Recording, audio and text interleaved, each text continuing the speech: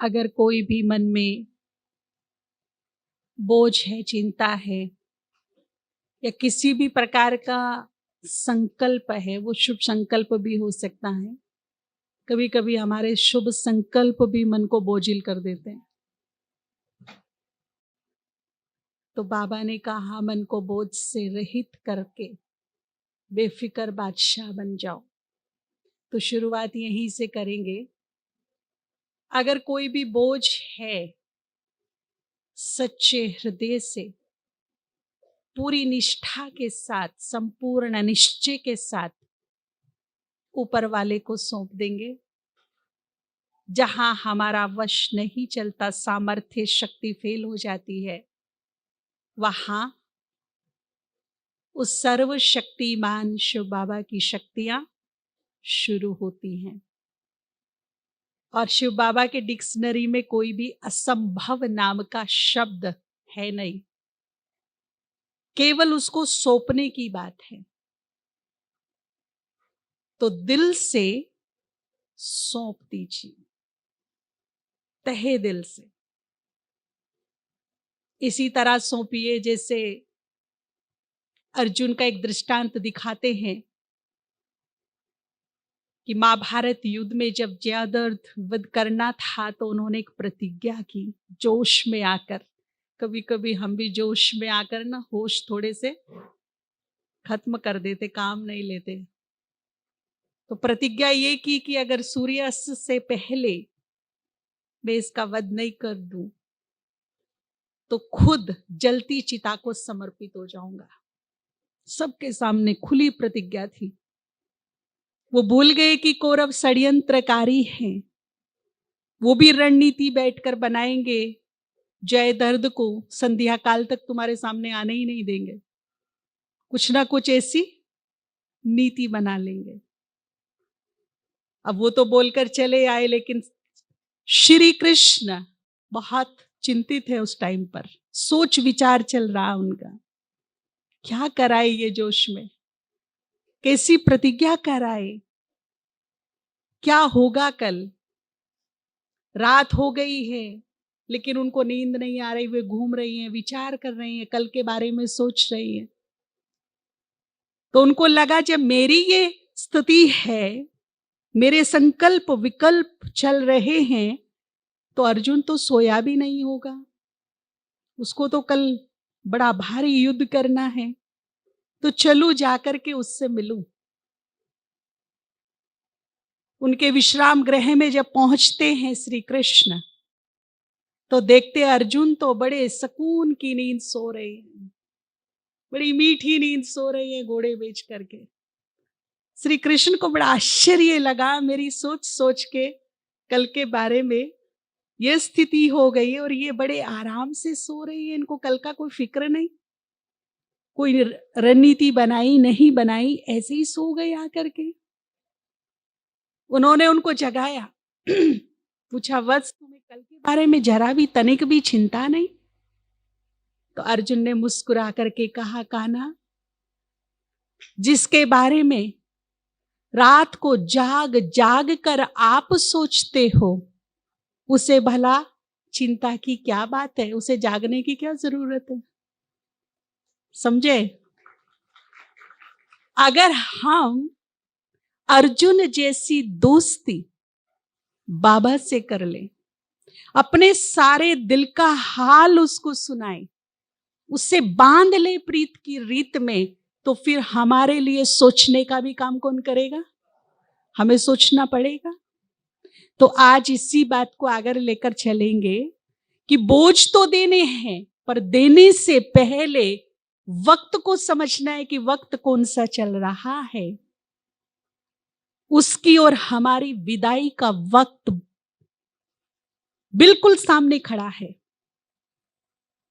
और यूं सोच लीजिए कि 2 युग, पूरे 2 युग यानी कि 2500 वर्ष, 2.5 साल नहीं, 250 वर्ष नहीं, कितना हमने उसको प्राप्त करने के लिए क्या नहीं किया। अगर किसी ने कहा कि नंगे पांव हिमालय पर चले जाओ तो भगवान के दर्शन हो जाएंगे, हम वहां गए।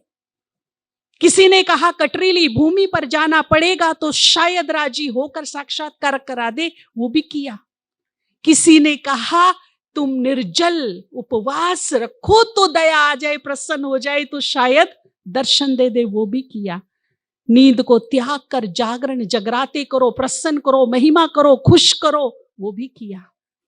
पता नहीं कितने हवन तप यज्ञ तीर्थ यात्राएं, कितना 2500 वर्ष किए हैं हमने। अगर कोई हमें हमारे पूर्व जन्मों का साक्षात्कार करा दे तो पता चलेगा कि घर बैठे भगवान नहीं मिले हैं।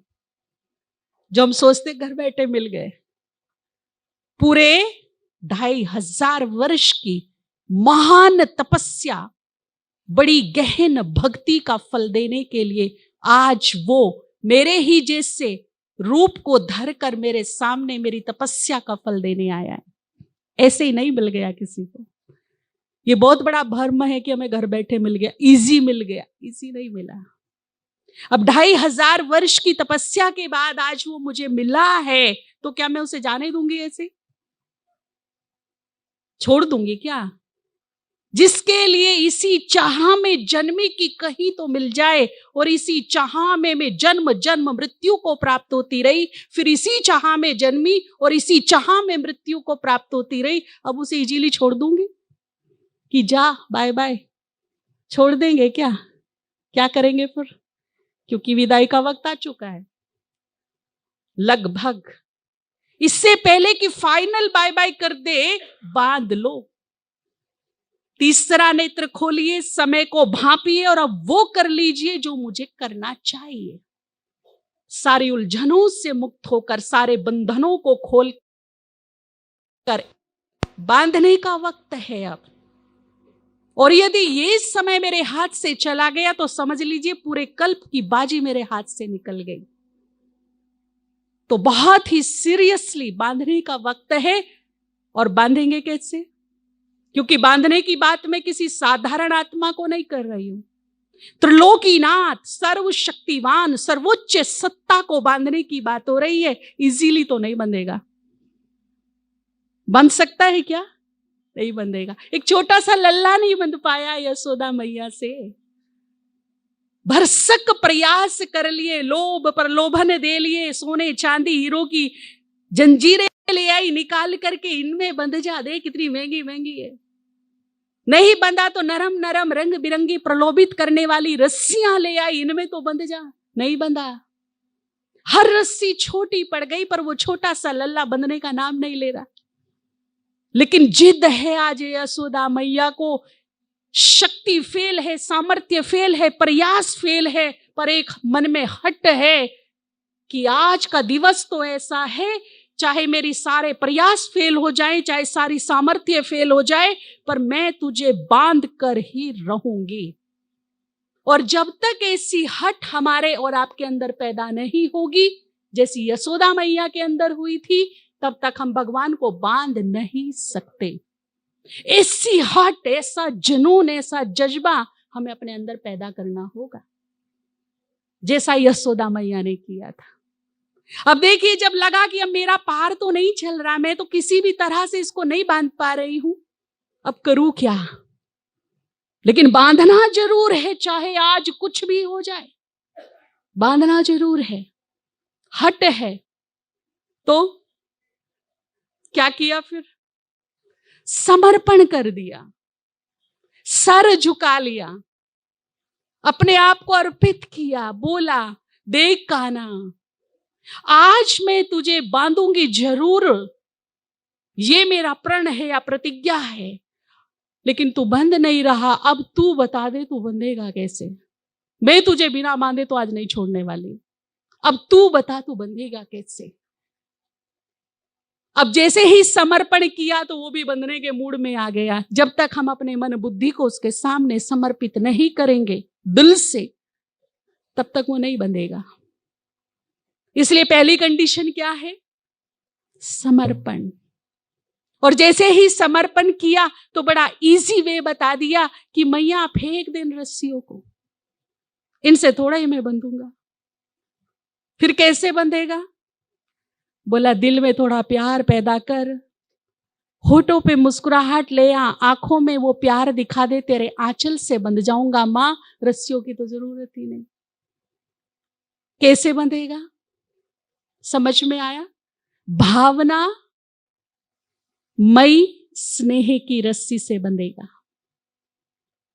जिसमें भावना भी हो स्नेह भी हो, ऐसी रस्सी से बंधेगा। और दोनों ही चीज कहां पैदा होती हैं? दिल होती है ना, दोनों दिमाग में पैदा होती है स्नेह या भावना। कहां पैदा होती है? दिल में। है सभी के पास दिल, है सभी के पास। तो इस दिल में वो स्नेह पैदा करिए, वो रस्सी पैदा करिए, दिल से दिल का बंधन होगा, दिल से दिल बंधेगा। और ये बंधन ऐसा नहीं होगा कि 2-4 साल का होगा, 50-60 साल का होगा, ऐसा बंधन नहीं होगा। ये बंधन पूरे कल्प के लिए बंधेगा। जब जब मुझे सृष्टि पर उसकी जरूरत होगी, मैं इधर से आवाज लगाऊंगी और वो नंगे पांव दौड़ कर खड़ा हो जाएगा मेरे सामने, पूरी मदद के साथ। ऐसा बंधन बनाने का ये सुंदर लिमिटेड मौका है हमारे पास। बहुत ही लिमिटेड टाइम बचा है हमारे पास सब। तो या तो और जगह बंध लीजिए या फिर उसको बांधने में तैयार हो जाइए। अब 2 रास्ते हैं हमारे पास, या खुद बंध जाइए या फिर उसको बांध लीजिए। तो कंडीशन क्या रही? दिल में प्यार पैदा करो। बाबा कई बार कहते हैं मुरलियों में, बाबा को कौन से बच्चे पसंद हैं जी? दिमाग वाले, दिल वाले बच्चे पसंद है। तो बोझ सौंपने से पहले बाबा ने एक बहुत सुंदर कमिटमेंट हमसे किया है। आज मैं आपको बताऊं, ओपन वचन दिया है हमको, प्रॉमिस किया हम सबके, और वो भी 20 से 25 हजार की सभा में खुला वचन दिया है। कोई कान में मंत्र नहीं फूका है और डंके की चोट पर दिया है। अब आप बताइए, आप किसी को वचन देकर, प्रॉमिस देकर मुकर जाओगे क्या? शायद कलयुग में 60% लोग तो ऐसे होंगे जो अपने वचन पे आज भी कायम होते होंगे। जुबान दिए भाई हमने उसको, कुछ भी करेंगे, वचन दिया है, राइट? बाबा ने हमको वचन दिया है। कौन सा वचन दिया? बाबा ने कहा, बच्चे जब भी कोई मुश्किलात आ जाए, कोई संस्कार तुम्हें विवश करने लगे, कोई परिस्थिति तुम पर भारी पड़ जाए, उस वक्त तू घबराना मत। बाजू में देखना मैं बैठा हूं, तू चिंता मत करना। और फिर परमात्मा महावाक्य, जिनको पूरे ब्रह्मांड में, तीनों लोकों में किसी के काटने की सामर्थ्य शक्ति नहीं, उसने जो बोल दिया सो बोल दिया। वो इस ब्रह्मांड का पहला और अंतिम सत्य होता है। ना उसके पहले कुछ है और ना उसके बाद कुछ है।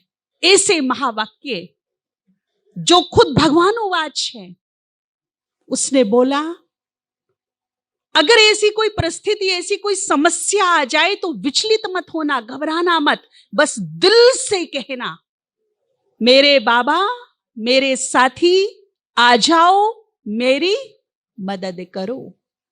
ये तरीका बताया मदद लेने का। और फिर उसका वायदा देखिए क्या है जो उसने ओपनली किया है। आप सबने भी देखा होगा, सुना होगा, क्या वायदा किया था? मेरे बच्चे बुलाए और मैं ना आऊं, ये हो नहीं सकता, असंभव। बाबा बंधा है अपने बच्चों की मदद करने के लिए। ये उसका प्रॉमिस है, वायदा है। निभाएगा कि नहीं? लेकिन बड़ा चतुर सुजान है, वायदा तो कर लिया, निभाएगा 100 नहीं 200%, लेकिन वायदे में कंडीशन रख दी कुछ। अब देखिए, जब हम भी किसी से कोई प्रॉमिस करते हैं, देखो ऐसा होगा तो फिर मैं ऐसा करूंगा, हमारी भी कुछ कंडीशंस होती है। हाँ, ऐसी बात होगी ना, अगर इस तरह से होगा तो फिर ये मेरा वायदा, मैं इसको पूरा करूंगा। लेकिन पहले मैंने क्या रख दी? कंडीशन रख दी, ऐसा होगा तो।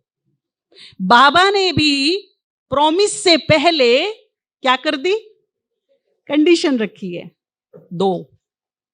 दो स्पेशली कंडीशन रखी। क्या रखी मालूम है? इन्हीं उसी के ही शब्दों में उसकी कंडीशन छिपी हुई है, उसी के ही शब्दों में छिपी हुई है। पहली कंडीशन क्या है? बाबा ने क्या कहा? मदद मांगने का तरीका जब बताया, दिल से, अंडरलाइन, दिल से कहना। ये कौन सी कंडीशन हो गई? पहली कंडीशन। अक्सर करके आज तक हमने भगवान को भक्ति मार्ग में भी, और आई एम वेरी सॉरी, ज्ञान मार्ग में भी काफी हद तक दिमाग से यूज किया है। दिल कम, दिमाग ज्यादा। और बाबा को पसंद क्या है? दिमाग से इंफॉर्मेशन राइट है। वो ज्योति बिंदु है, निराकार है, परमधाम का वासी है, हम आत्माओं का पिता है, युग परिवर्तन करने आया है, संगम युग चल रहा है, ज्ञान दे रहा है। ये सब इंफॉर्मेशन ठीक है दिमाग से, पर रिलेशन कहां से? और अगर मैं रिलेशन दिमाग से बनाने चली तो आप यहां भी देख लीजिए, अगर कोई दिमाग से रिलेशन बनता है, वो लॉन्ग टाइम चलता है क्या? उसमें स्वीटनेस होती है? स्वार्थ के बेस पे बनता है वो। कहीं ना कहीं कुछ ना कुछ स्वार्थ होता है तो रिलेशन बनता है, और वो स्वार्थ एक दिन सामने आ जाता है, और जैसे ही सामने आता है वैसे ही क्या होता है? खत्म। तो इंफॉर्मेशन दिमाग से और रिलेशन कहां से? दिल से। तो पहली कंडीशन क्या है? दिल से। भक्ति मार्ग में भी हमने यही किया कि बिना भक्ति किए, पूजा पाठ किए, दिया बत्ती किए तो मैं जल भी ग्रहण नहीं करती। नियम है मेरा ये। लेकिन दिया बत्ती कैसी होती है? वो हाथ में 5 अगरबत्ती है माचिस से, और इतनी लंबी दिमाग में स्वार्थ की और कामनाओं की लिस्ट है। हे भगवान, मेरे पति का कारोबार अच्छा चले, मेरे घुटने ठीक हो जाए, मेरा बच्चा पास हो जाए, घर में सुख शांति रहे, और ले पकड़ 5 अगरबत्ती। दिल से कि दिमाग से? दिल से कि दिमाग से? ऐसे तो मंदिर जाने का वक्त नहीं, लेकिन अगर मंदिर जाते हैं तो जितनी सीढ़ियां उतनी इच्छाएं। सीढ़ियां चढ़ते जाएंगे, एक के बाद दूसरी इच्छा, तीसरी इच्छा, चौथी इच्छा। कभी निस्वार्थ भाव से, निष्काम भाव से मैं एक अगरबत्ती भी समर्पित नहीं कर सकती अपने इष्ट देव को, इष्ट देवी को। होता है क्या ऐसा? रियलिटी है, इसलिए भक्ति में शक्ति नहीं रही। और यहां भी देखिए, फिर से क्षमा चाहूंगी, बाबा के बच्चों के लिए सबसे टफ सब्जेक्ट कौन सा है मालूम है? योग। योग वेरी टफ सब्जेक्ट। कुछ तो कहते बोरिंग लगता है। जिसको प्रभु प्रेम का रस नहीं लगा उसके लिए बोरिंग है, उसके लिए टफ है। जिसके मन में भटकाव की स्थिति है, और एक बड़ी सूक्ष्म बात, पापों का बोझ है, उसको क्या लगता है? थोड़ा टफ लगता है। बैठते हैं आकर के योग में, रेड लाइट है, गीत बज रहा है, हम बैठते, बिल्कुल शरीर ऐसा होगा एकदम स्थिर, आंखें स्थिर, लेकिन मन इतनी दौड़ मचाता है कि कहां कहां घूम के आ जाएगा पता ही नहीं चलेगा। मन मना भव तो होता ही नहीं। यहां से जाऊंगी, सब्जी लेती जाऊंगी, गोभी की सब्जी बना लोगे, ये काम कर लूंगी, उसको फोन करना है, और फिर व्हाइट लाइट, हम शांति। हो गया योग, हुआ। शरीर स्थिर करने की आवश्यकता थी कि मन को स्थिर करने की आवश्यकता थी? शरीर तो स्थिर करके बिठा दिया, लेकिन मन क्या कर रहा है? यहां भाग रहा है, वहां भाग रहा है, इधर भाग रहा है, उधर। सारा दिन की दिनचर्या बना दी मैंने शांति में बैठ के, लेकिन जहां मन जाना चाहिए था वहां, अच्छा चलो अभी समाधान चल रहा है, लोग सुनते हैं, कोई विघ्न आ गया, समस्या आ गई, अब तो योग करना ही पड़ेगा। सूरज भाई ने कहा 21 दिन वट्टी कर लो। अभी मैं योग कर रही हूं, लेकिन मन में क्या लेके कर रही हूं? ठीक है, वो विघ्न विनाशक है, दुख हरता है, सुख करता है, बिगड़ी को बिनाने वाला है, मेरा है। हम उसके पास नहीं जाएंगे तो कहां जाएंगे? ये भी कीजिए, परंतु केवल इसी के ही लिए योग करो।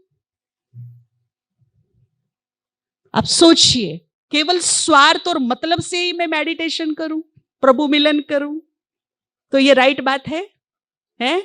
कोई कभी भी मेरे से मिलता हो, बात करता हो, मेरे पास आता हो, लेकिन कोई ना कोई मतलब लेके आता हो, कोई ना कोई स्वार्थ लेके आता हो, तो एक ना एक दिन तो मैं उसको भांप लूंगी ना। बड़ा मतलब ही है, बिना मतलब के कभी फोन नहीं करता ये, बिना स्वार्थ के तो कभी मिलने ही नहीं आता ये। एक बार, दो बार, 10 बार तो पहचान लूंगी ना आखिर। वो नहीं पहचानेगा? नहीं पहचानेगा? यस या नो? पहचानेगा ना? पहचानेगा ना? तो क्या करना है? आप ये सब भी कीजिए, प्रयोग कीजिए, भट्टी कीजिए, विघ्न विनाशक भट्टी कीजिए, जो भी करना है कीजिए, अपनी दिल की हाल सुनाइए, बोझ बताइए, जरूर बताइए। वो मेरा है, अपनों से नहीं शेयर करूंगी तो किससे करूंगी? कौन है मेरा फिर?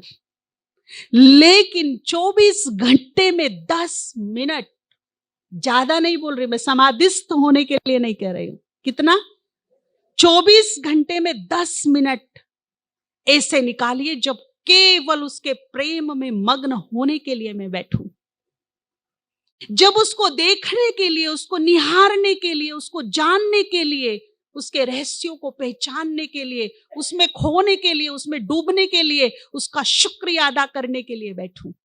मन में ना कोई विकल्प हो, ना संकल्प हो, ना इच्छा हो, ना कामना हो, कुछ नहीं, केवल वो हो और मैं हूं।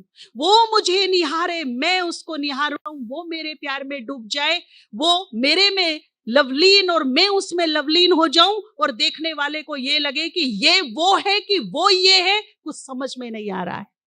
ऐसी लवलीन स्थिति 10 मिनट्स 24 घंटे में जरूर बनाइए, क्योंकि वो भूखा किसका है?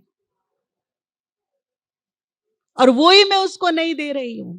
और यदि मेरी तरफ से मेरा भूखा परमात्मा तृप्त नहीं होगा तो मुझे कहां से तृप्त करेगा? इसीलिए अपने भाव से, अपने प्रेम से हर दिन उसका पेट भरिए। मेरी तरफ से मेरा भगवान किसी भी दिन भूखा नहीं सोना चाहिए। हर टाइम स्वार्थ नहीं, हर टाइम इच्छाएं नहीं, हर टाइम कामनाएं नहीं। आप उसको गौर से देखिए, उसके मनमोहक रूप को, उसकी सुंदरता को, उसकी असीम शक्तियों को, उसकी पूरी पवित्रता को, उसके तेजो में प्रकाश को, जिससे तीनों लोग प्रकाशित है। बैठकर एक बार देखिए तो सही। और जितना मैं उस पर एकाग्र हो जाऊंगी, उसको देखना शुरू करूंगी, उसके लव में डूबना शुरू करूंगी, उतना मुझे उसके रहस्य नित्य नए सामने आने लगेंगे। एक नया रहस्य खुलकर सामने आएगा उसका, उसको मैं जानना शुरू कर दूंगी। इसलिए बाबा ने कहा, बच्चे तुम भले ज्ञान में 25 साल से चलते हो, लेकिन मैं जो हूं, जैसा हूं, अभी तक मुझे अपरंपार है, वो सागर है, जितना डूबेंगे उतना मिलेगा। ऊपर ऊपर से तो कुछ नहीं मिलने वाला, इसलिए डूबिए, मोती लाइए निकाल करके। ठीक है? तो पहली कंडीशन कौन सी? दिल से क्लियर हुआ। सेकंड कंडीशन, दिल से कहिए। क्या कहिए? दूसरी कंडीशन अंडरलाइन कर लीजिए इसको, एक तो दिल से और दूसरा कौन? मेरा। ऐसे तो ब्राह्मण परिवार की एक प्रथा है, तुम भी मेरा बोलते हो, मैं भी मेरा बोलते। क्यों बोलते? सब बोलते हैं, पर मेरा मतलब क्या? केवल बोलने के लिए मेरा या प्रैक्टिकल मेरा? आज रियलाइज करना है मुझे ये, जो मेरे अपने हैं, क्या उसी लिस्ट में मेरा बाबा भी है?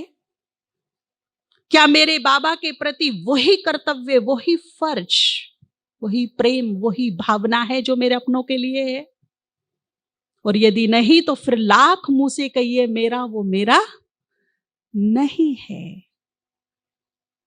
तो एक तो उससे मेरापन बढ़ाते चलना है, उसके पीछे एक बहुत बड़ा लॉजिक है। क्यों कहा मुझसे मेरापन बढ़ाइए? एक तो ये लॉजिक है कि मेरों को इमीडिएट मदद मिलती है, तत्काल, परायों को नहीं। आपके घर में आपका कोई प्रियजन सो रहा है, गहरी नींद, 12-1 बज रही है और वो जोर जोर से चिल्ला के आपको पुकारने लगे, आप रजाई ओढ़ के बड़ी मीठी नींद सो रही हो, लेकिन जब बाजू से पुकारने की आवाज आई तो क्या करेंगे? प्रैक्टिकल बात करेंगे, बिल्कुल क्या करेंगे? हम रजाई फेंक देंगे, ना ठंडी देखेंगे, घुटने में भी दर्द है तो सामर्थ्य से तेज भागेंगे, क्यों पुकार रहा है, क्यों चिल्ला रहा, क्या हो गया? ऐसा ही होता है ना। लेकिन अगर ये पुकारने की, रोने की, चिल्लाने की आवाज पड़ोस से आए तब क्या करेंगे? जो तकिया कान के नीचे है ना, ऊपर आ जाएगा, डिस्टर्ब कर रहा है रात को, और कान को दबा करके और रजाई तान के सो जाएंगे। उसके लिए भागेंगे मदद के लिए। किसको मदद मिली? मेरे को मदद मिली। और यही सत्य है कि मदद मेरों को मिलती है। अगर परमात्मा की मदद चाहिए तो उससे मेरापन बढ़ाइए, इमीडिएट तत्काल मदद मिलेगी। अगर दूरियां होंगी तो मदद रिसीव नहीं कर पाएंगे हम उसकी, मदद आने में देर हो जाएगी। दूरियां जहां वहां देर, तो नजदीकियां, मेरापन। और एक बात मैं आपको यहां सत्य बता देती हूं, बिल्कुल सत्य है, आप मेरे से स्टैंप पेपर पे लिखवा के ले लो, डंके की चोट पे बता रही हूं कि अगर तीनों लोकों में, पूरे ब्रह्मांड में, चारों युगों में जिसको मैं मेरा कह सकती हूं, अगर कोई मेरा है, रियल में मेरा है, तो स्टैंप पेपर पे लिख के ले लो, वो सिर्फ ऊपर वाला है, बाकी यहां सब ब्रह्म है। केवल हिसाब किताब चुक्त करने का नाता है। कोई अच्छा लेने आया है और कोई देने आया है। यहां केवल लेन देन के मेरे हैं। जिस दिन ये लेन देन कंप्लीट होगा उस दिन क्या होगा? सोचिए, मेरों के साथ जिस दिन हिसाब किताब कंप्लीट होगा तो उनका रास्ता इधर और मेरा रास्ता, फिर कोई जानेगा? आज मेरी आयु 40 वर्ष है, 41 वर्ष पहले कहां थी मैं? आपको पता है, जब मैं थी, आज से 50 साल पहले जहां मैं थी, वो मां मुझे इतना प्यार करती थी, अपनी नैनों में समा के रखती थी। मेरा भाई, उसके सर की ताज थी, बाप की लाडो थी। पर कौन थे वो? कौन थे वो? नहीं, कौन थे वो? आज मुझे पता है। आज मैं यहां से चल बसूं, इनका पता रहेगा ये कौन है? केवल यहां कार्मिक अकाउंट सब लेने देने, और जिस दिन ये खत्म होंगे उसका रास्ता इधर होगा और मेरा, फिर मैं उसको जानती भी नहीं वो कौन है। हम कहीं जा रहे थे तो एक बहुत अच्छा शमशान घाट था। एक जगह हम गुजरात में गए, हमने कहा यहाँ क्या फेमस जगह है, कौन सी, क्या फेमस है यहाँ का? बोला शमशान घाट। उतना नहीं, वहां तो नहीं जाना हमको। कहते नहीं बहन जी, यहाँ का शमशान घाट बहुत ही बढ़िया है, मरने को मन करता है इसे देख के। अच्छा, तो उसके बाहर से निकल रहे थे, एक बड़ी मोटी लाइन लिखी हुई थी एक शमशान घाट के आगे। मेरे 4 भाइयों जो अर्थी पे लेके जाते हैं, आप हमें यहां तक छोड़ने आए, आपका लाख लाख शुक्रिया। मैंने जो बाजू में एक बहन बैठी थी उसको मजाक में कहा कि एक लाइन और लिख दी जाए इसके नीचे, कि जो मुझे यहां तक छोड़ने आए हैं, कंडीशन ये है कि वो वापस नहीं जाएंगे, मेरे साथ आगे चलेंगे। अब आप दिल पे हाथ रख के देखिए, प्रैक्टिकल, किसी का कितना भी प्रियजन क्यों ना हो, इस कंडीशन को कोई फॉलो करेगा? अगर ये लागू हो जाए, कोई फॉलो करेगा? पता चल गया कैसे मेरे हैं, मालूम पड़ा मेरे कैसे हैं, सामने से। अच्छा, जिसे हम छोड़ के आए हैं शमशान घाट में, छोड़ के आ गए, उसको जला करके आ गए, और आकर घर में वो हमें चलता फिरता दिखाई देने लगे तो फिर क्या होगा? जब तक वो घर से बाहर नहीं होगा, हम घर में एंटर नहीं होंगे। ये है रियलिटी, फैक्ट, सच्चाई। 4 दिन पहले तो वो नजर का चिराग था, मेरे नूर था, जिगर का टुकड़ा था, मेरा अति प्रिय। लेकिन आज अगर वो चलता फिरता भी दिख गया तो क्या करेंगे फिर? तो ये केवल हिसाब किताब, कार्मिक अकाउंट का ही लेखा जोखा है। जिस दिन पूरा होता है हिसाब किताब, उस दिन तेरा रास्ता और मेरा रास्ता अलग अलग। ऐसे पता नहीं कितने जन्म ले आई, कितने संबंधों में बंधाई, कितने माता पिताओं को पीछे छोड़ आई। वे साथ नहीं है, ये भी साथ। यही सृष्टि का नियम है, यही सृष्टि का नियम है। परंतु वो 200 साल पहले भी जब मैंने उसको पुकारा था तो उसने मेरे आंसू पोंछे थे।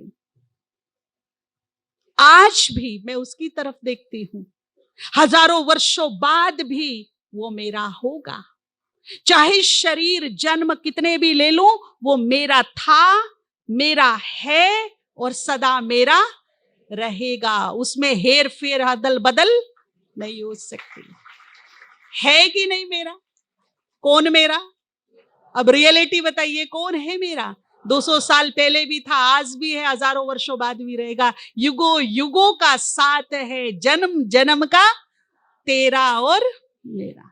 ये तो टूटे भी नहीं टूटता, ये रियलिटी है, ये सच्चाई है। और मैं कैसे अपनों की बात करती हूं कलयुग में? कैसे अपने? कलयुग में है कोई? 100 में 1 फैमिली होगी जो अपना फर्ज कर्तव्य निभाते हैं।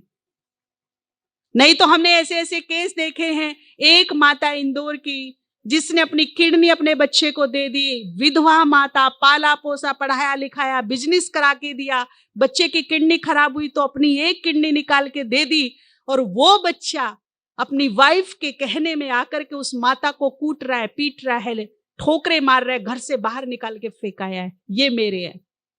और हर घर की कहानी है, किसी की छुपी हुई है और किसी की।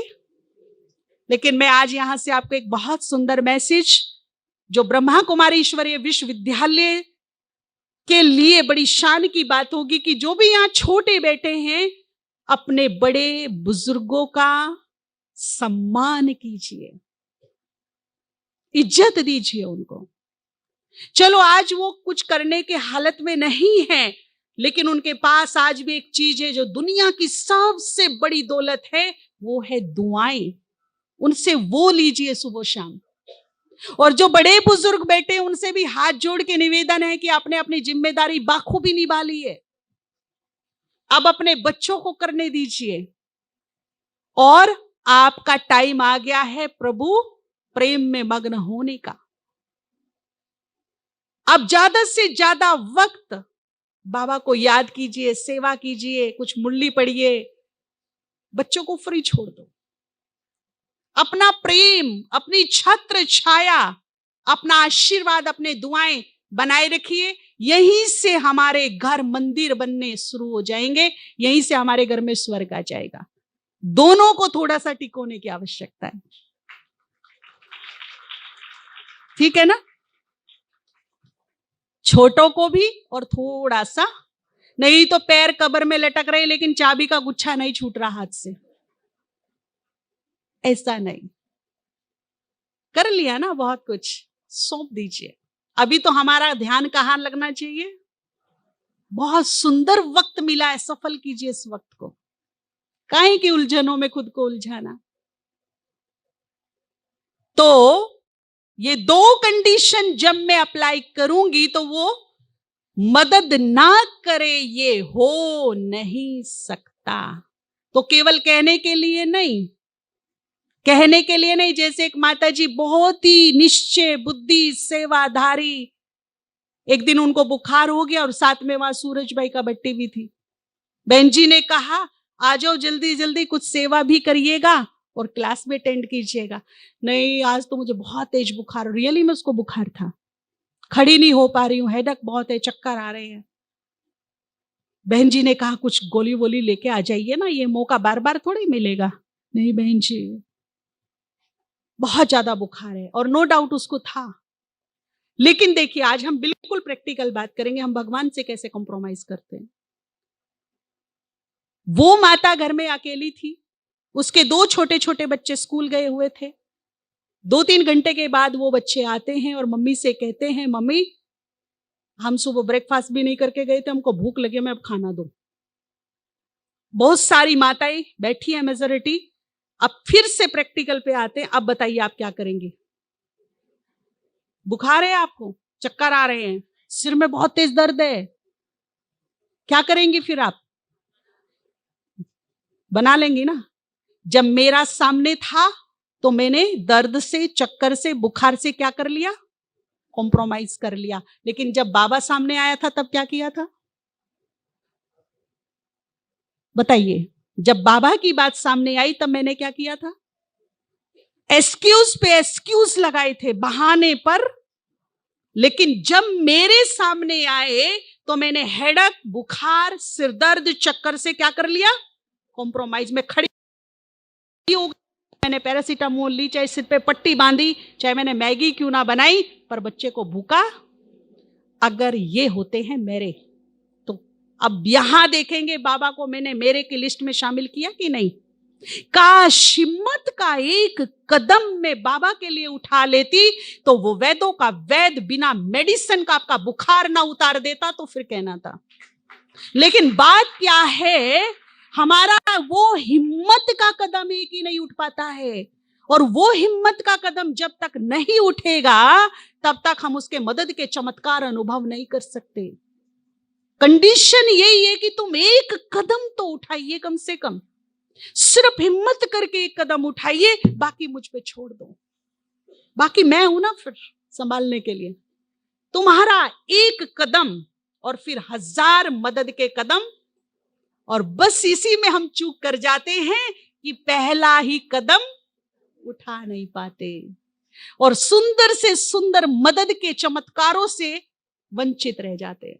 क्योंकि जब भगवान मदद करते हैं ना तो वो चमत्कार ही बनते हैं। अनुभव हर एक के लिए क्या होता है? चमत्कार होता है। तो हिम्मत का पहला कदम तुम्हारा है और फिर मदद देखिए कैसे मिलती है उसकी। मिलती है कि नहीं? तो बात थी सौंपने की। सौंप दीजिए और इस कदर सौंपिए कि कोई भी बात मन को चिंतित कर रही, कोई शुभ संकल्प भी होता है, मान लीजिए बहनों का भी होता है, भाइयों का हमको सेंटर बनाना है, बहुत सुंदर शुभ संकल्प है, लेकिन वो बन नहीं पा रहा है, तो वो भी बोझिल करता है कहीं ना कहीं मन को, है ना? कोई भी संकल्प मन में है किसी भी प्रकार का, समर्पित कीजिए उसको और इस तरह से कीजिए कि उसकी चिंता मत कीजिए। फिर समर्पित किया माना, लेकिन कोई भी चीज सौंपने के लिए क्या चाहिए होता है? भाई मैं अपनी कोई चीज आपको दूं या कोई बात आपको बताऊं तो किस बेस पे बताऊंगी? क्या होना चाहिए मुझे? विश्वास, निश्चय। बिना विश्वास, बिना निश्चय अजनबी आदमी को तो मैं कुछ नहीं बोल सकती ना। मुझे आपकी जान पहचान है, मुझे आप पे फेथ है, ट्रस्ट है, विश्वास है, तो ही तो मैं कुछ शेयर करूंगी आपके साथ, या ऐसे ही कर लूंगी। और सौंपने की बात जब आती है तब तो बहुत ज्यादा विश्वास चाहिए होता है। तो सबसे पहले निश्चय बुद्धि डिमांड है। और मैं आपको बताऊं, कल तक बाबा ने मुरलियों में कहा था, अंतिम परीक्षा बड़ी शॉर्ट लेकिन बड़ी टफ, बड़ी हार्ड होगी। शॉर्ट होगी, ये प्लस पॉइंट है मेरे लिए, लेकिन होगी कैसी? टफ। क्योंकि ये परीक्षा वो परीक्षा होगी जो मुझे कल्प कल्प का विजयी बना देगी या कल्प कल्प मेरे हाथ से निकाल देगी। और वो कौन सी परीक्षा? निश्चय की परीक्षा। और ये सीक्रेट मैं आपके सामने खोल रही हूं कि ये परीक्षा लेनी उसने शुरू कर दी है। कभी भी, कहीं भी, किसी के भी निश्चय की परीक्षा हो सकती है। फेल या पास, आप देख लीजिए। मैंने बोला शॉर्ट प्लस टफ, भ्रम में नहीं रखना है। शॉर्ट होगी लेकिन कैसी होगी? एक बार तो ना ऐसे ऐसे हो जाएंगे और ऐसे ऐसे भी करते रहे, तू मेरा है, तू मेरा रहेगा, तो फिर निश्चय बुद्धि विजयी। और लेकिन है भी कि नहीं? ये हो क्या रहा है? ये आ क्यों नहीं रहा आजकल? तो संशय बुद्धि क्या होगा? यही का यादगार है। शंकर ने पार्वती की कैसी कैसी परीक्षाएं ली। देखिए, रूप बदला, भाषा बदली, बदली कि नहीं बदली, जुबान बदली, स्थान बदला, ढंग बदला, लेकिन पार्वती की पारखी बुद्धि ने हर बार उसको पहचाना और वो हर बार क्या होती चली गई। और सौभाग्य क्या मिला फिर, शिव को वरने का। अब वरमाला हाथ में ले रही है, शिव के सामने गई और जैसे ही माला लेके सामने गई तो त्रिलोकीनाथ का सर क्या हो गया। तो जो विजयी होंगे उसके सामने नतमस्तक होगा खुद सर्वशक्तिमान, झुक जाएगा। और ये हो गया असली बांधना उसको। तो ये परीक्षा लेनी शुरू कर दिए। अब कैसा मेरा होना चाहिए, निश्चय। देखिए, वैसे तो हम भगवान को चैलेंज नहीं कर सकते, उससे पंगा नहीं लेना चैलेंज करके, क्योंकि सर्वशक्तिवान है भाई। उसको हम कोई चैलेंज दे सकते हैं क्या, असंभव। दूर से नमस्ते, चैलेंज नहीं। लेकिन यदि बात मेरे विश्वास की है और वो भी उस पर है, ध्यान से सुनिएगा, बात मेरे विश्वास की है और वो भी उस पर है, तो इस बात को लेकर क्या मैं उसको चुनौती दे सकती हूं, हाँ या ना। अब बोलिए, हाँ दे सकते हैं, क्योंकि अब बात मेरे हाथ में है, विश्वास मेरा है। तो मैं मेरे विश्वास पे विश्वास रख करके उसको चुनौती नहीं दे सकती कि तुझ में भी अब इतनी ताकत नहीं कि तेरे ऊपर से मेरे विश्वास को तू डगमगा कर सके। ऐसा कॉन्फिडेंस है अपने अंदर जी?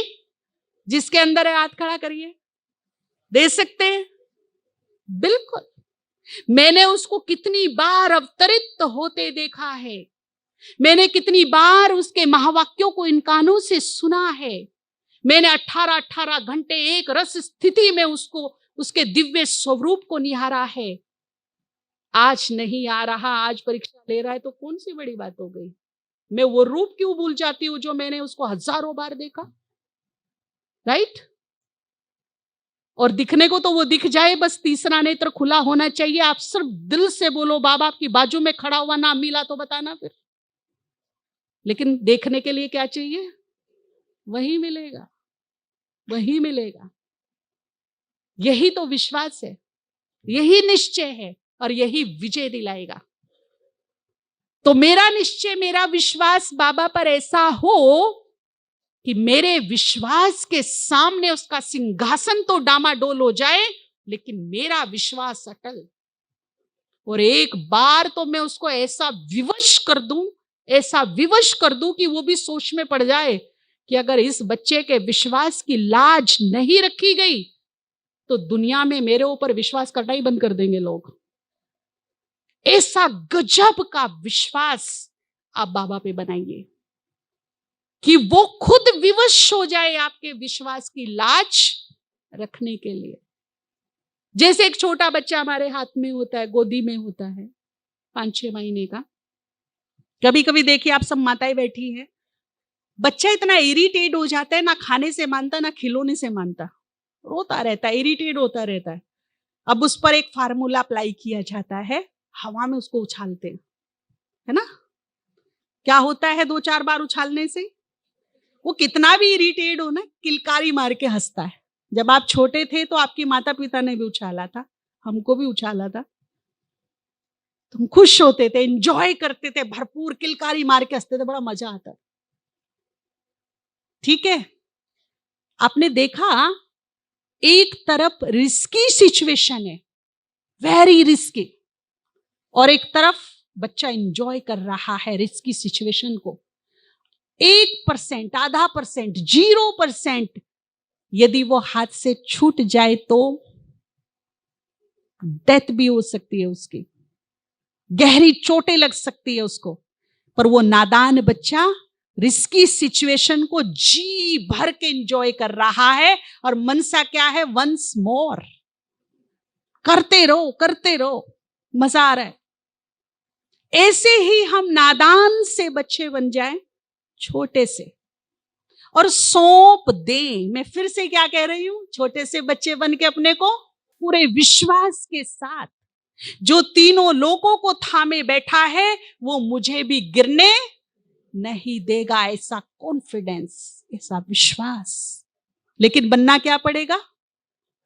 अब छोटे ही बच्चे को उछाला जा सकता है, कोई अभी आपको कहे कि हम आपको उछाल दे तो क्या करोगे? और यदि बच्चा हाथ में से बाहर निकलने की कोशिश करे तो हम उसको उछाल रहे पर वो हाथ में से बाहर, तो हम उसको उछाल और वो एंजॉय, तो पूरी तरह से क्या करना पड़ेगा? सौंपना। वो एंजॉय किस बेस पे कर रहा है बच्चा? उसे भरोसा है, उसे विश्वास है, कुछ भी हो जाए ये हाथ मुझे गिरने, बस ऐसा ही भरोसा बाबा के लिए रखना है। सिचुएशन कैसी भी हो ये मुझे गिरने नहीं देगा। लेकिन कभी कभी क्या होता है, चलते चलते, क्योंकि परीक्षाएं आ रही है, मैं आपको बताऊं, आएंगी और सबके पास आएंगी। क्लियर है पेपर। और देखिए हमारा एग्जामिनर कैसा है कि कितनी बार पेपर आउट किया हुआ है और उसके बाद भी हम फेल हो जाएं। पेपर आउट हो चुका है बहुत बार और फिर भी हम फेल हो जाएं, तो पेपर तो आएगा। क्यों आएगा? एक बात समझेंगे, मार्च महीना आता है साल में, क्या होता है उसमें? क्लोजिंग। जितने भी ऑफिस होते हैं, कार्यालय होते हैं, सरकारी हो या प्राइवेट हो, क्लोजिंग का टाइम होता है मार्च महीना। यूं समझ लो कि संगम युग पे हम मार्च महीने में आ गए हैं। ऐसे कागार पर आकर खड़े हो गए जब सब आत्मा की यहां क्या होगी? क्लोजिंग। पिछले कल्प का लेखा जोखा खत्म और नया 1 अप्रैल से नया क्या हो जाता है? शुरू। तो ये क्लोजिंग ध्यान में रखिएगा। अब जब आत्मा की क्लोजिंग होगी तो कभी अच्छे कर्मों का प्रभाव सामने से निकलेगा, वो तो बहुत अच्छा है, सब गुड करके जाएगा। लेकिन जब मेरे ही द्वारा किए गए नेगेटिव कर्मों का प्रभाव मेरे सामने से निकलेगा, तब क्या? तब क्या होगा? तब ये होगा कि मेरी सोची हुई बातें पूरी नहीं होगी, मैं अच्छा करना जाऊंगी, मैं सोने को भी हाथ लगाऊंगी तो मिट्टी बनेगा, उलट पुलट। क्योंकि समय साथ नहीं दे रहा, समय मेरे लिए अभी उचित नहीं है। ये बात मुझे समझनी है, ना कि बाबा पर डाउट करना है।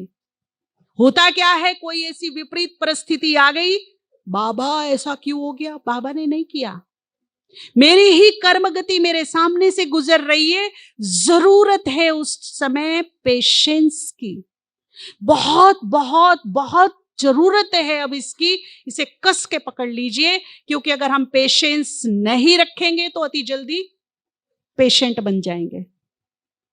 पेशेंस, धैर्यता, बाबा का वो गीत कानों में गूंजना चाहिए उस टाइम जो साकार मुरलियों में बजता था, धीरज धर मनवा धीरज धर, तेरे सुख के भरे दिन आएंगे। धीरज का फल कैसा होता है? फिर खाने में क्या तकलीफ है? अप्लाई कीजिए ना, वो कड़वा तो नहीं है ना, अप्लाई करना चाहिए ना हमको। और देवताओं का गुण है, दिव्य गुणों में एक गुण है धैर्यता। हम इसे आप कस के पकड़ ले, अपने को यहां से विचलित ना होने दे, सपोर्ट देंगे पेशेंस की और अच्छा लड़ोल खड़े रहेंगे। Wait and watch. थोड़ी ही देर में वो कर्म गति का टाइम पूरा होगा और सुनहरा सूरज फिर से चमकेगा। उस समय बल्कि और आवश्यकता होती है कि हाथ तो पकड़ा है मैंने, पर और कस के पकड़ लो। योग तो करती हूं पर और ज्यादा करूं, सेवा तो करती हूं पर उस वक्त आवश्यकता होती है एक्स्ट्रा पुण्य जमा करूं, ना कि विचलित हो जाऊं, ना कि संशय में आ जाऊं, क्योंकि संशय केवल विनाश ही करेगा, उसका दूसरा कोई रूप नहीं है। उस समय अगर कोई ऐसा समय चल रहा है, ज्यादा से ज्यादा पुण्य कर्म कीजिए, तत्काल पुण्य कीजिए, क्योंकि जैसे ही पुण्य का प्रभाव बढ़ेगा तो पाप का प्रभाव क्या होगा? डाउन हो जाएगा, और उसकी वजह से जो कष्ट भोगनाएं आ रही है वो क्या हो जाएंगी? डाउन हो जाएंगी। तो ज्यादा से ज्यादा योग कीजिए, बाबा का साथ कस के पकड़िए और साथ में पुण्य कीजिए, विचलित नहीं, संशय नहीं। कभी कभी हमें ऐसा लगता है कि हमने इतना योग कर लिया, इतने भोग लगा दिए बाबा को, बाबा तो बेरा हो गया, सुनता ही नहीं हमारी। क्यों नहीं सुनता? कभी कभी जब कर्म गति हमारे सामने से निकल रही होती है नेगेटिव, तब हमारी सुनवाई नहीं होगी। क्लियर शब्दों में सुन लीजिए, क्योंकि जब हमारी कर्म गति सामने आती है तब भगवान इंटरफेयर नहीं करते, बिल्कुल साक्षी हो जाते हैं, बिल्कुल साक्षी। और कभी कभी उचित समय नहीं होता सुनवाई के लिए। अगर सुन भी लिया और समय मेरे फेवर में नहीं है, समय उचित नहीं है, पाप का प्रभाव सामने से गुजर रहा है, तो शुभ की बजाय क्या हो जाएगा? और आजकल यही हो रहा है। शुभ नक्षत्र देखे, कुंडलियां मिलवाई, शुभ समय में सब कुछ किया, पर शादी 2 महीने नहीं टिकी, सब गलत हो गया, सब व्यर्थ हो गया, खत्म। सोचा था किसी ने कि ऐसा हो जाएगा? कर्म गति, समय फेवर में नहीं है। इसीलिए कभी कभी हमारी सुनवाई किस लिए नहीं होती? जैसे मैं आपको एक एग्जांपल दूं, आपका घर में बच्चा है, उसे आइसक्रीम बहुत पसंद है, आपको पता है इसको आइसक्रीम बहुत पसंद है, आप वीकेंड में उसकी फेवरेट आइसक्रीम उसको खिलाते बिना कहे। फिर से प्रैक्टिकल बात करेंगे, आज हमारी प्रैक्टिकल क्लास है। लेकिन आज बच्चे को खांसी है, जुकाम है, नाक बह रही है, गला बैठा है, और रो रो कर, जोर जोर से चिल्ला चिल्ला कर वो आपसे आइसक्रीम मांग रहा है। पेरेंट्स बैठे ना मोस्टली सभी। अब कौन सा ऐसा मम्मी या पापा है जो ऐसी स्थिति में बच्चे को आइसक्रीम खिलाएगा? है? क्यों? सुनाई नहीं दे रहा क्या? बच्चा चिल्ला चिल्ला के, पुकार पुकार के आपसे मांग रहा है, सुनाई नहीं दे रहा? क्यों नहीं खिला रहे आज आप उसको आइसक्रीम? जेब में पैसा नहीं है, आपकी सामर्थ्य ताकत नहीं है बच्चे को आइसक्रीम खिलाने की। रीजन क्या है? क्यों नहीं खिला रही हो आज उसको? जी, तबीयत ठीक नहीं है, और खिला दिया तो क्या होगा? तो ऊपर वाला भी तो इतना ही कर रहा है ना, बस जो आप कर रहे हो नीचे। आपने सुना अपने बच्चे का? सुना कि अनसुना कर दिया? जब समय हमारे फेवर में नहीं होता, तो जैसे हमने अपने बच्चे का नहीं सुना ना, रो भी रहा है, कुसामदे भी कर रहा है, नखरे भी दिखा रहा है, लेकिन सुन रहे हैं क्या? नहीं देंगे, तुम कुछ भी कर लो। लेकिन ना देने के पीछे रीजन क्या है? हम उसका भला चाहते हैं। ऊपर वाला भी बस इतना ही कर रहा है, उसको पता है कि यदि अभी इसी वक्त इसकी सुनवाई हो गई तो शुभ के बदले क्या हो जाएगा? कल्याण के बदले क्या हो जाएगा?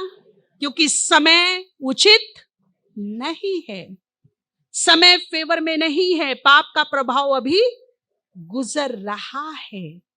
अच्छा, फिर आप ये बताइए कि आपने आइसक्रीम खाने को पूरी जिंदगी के लिए कैंसिल किया कि डिले किया? क्या बोल रहे हो आप उसको? क्या बोल रहे हो? बेटा तुम ठीक हो जाओ, नेक्स्ट वीक एक के बदले कितनी है? और ऊपर वाला भी क्या कहता है?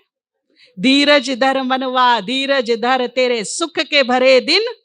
कॉन्फिडेंस, विश्वास, वो भी कह रहा है बच्चे कैंसिल नहीं हो रहा है, केवल डिले हो रहा है। थोड़ा सा समय रुक जा, उचित समय आने दे। एक के बदले कितनी? 2। एक के बदले कितनी? उचित समय की प्रतीक्षा करनी होगी बस। और फिर wait and watch, wait and see, देखिए क्या होता है। तो डाउट करने की बजाय क्या करेंगे? निश्चय को अटल बनाकर रखेंगे, चाहे परिस्थिति कैसी भी हो।